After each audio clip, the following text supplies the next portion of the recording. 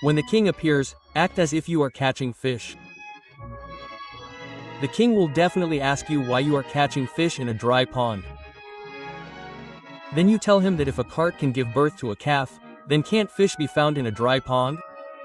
The next day the farmer reached the dry pond armed with a flute and a net. Just then the king arrived there with his soldiers to hunt. He saw an old man catching fish in a dry pond. The king went to him and asked, "Why are you catching fish in a dry pond?" The farmer replied, "When a cow can give birth to a calf, why can't fish be found in a dry pond?" The king was surprised to hear the farmer's answer. He asked the farmer loudly, "Whose words are you speaking on? You can never even think of such a thing. Tell me the truth. Did you meet the queen?" The farmer could not deny. He immediately accepted that he had received the advice to do so from the queen. The king immediately told the soldiers to give the calf to the cow's owner.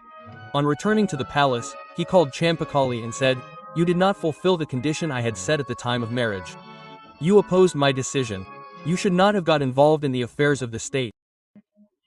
Now whatever things you love in this palace, take them with you and return to your village home before nightfall and live your whole life like a farmer's daughter."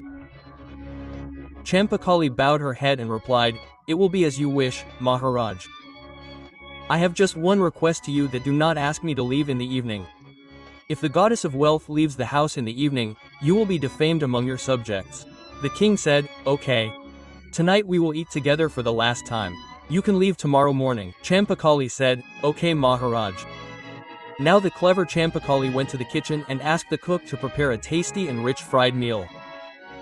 She also ordered tasty and expensive wine to drink with the meal.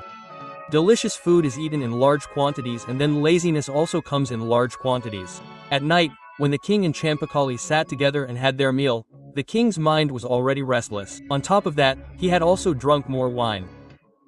In a few moments, the wine showed its effect, and as the meal ended, the king got entangled in such a web of laziness and sleep that he finally fell into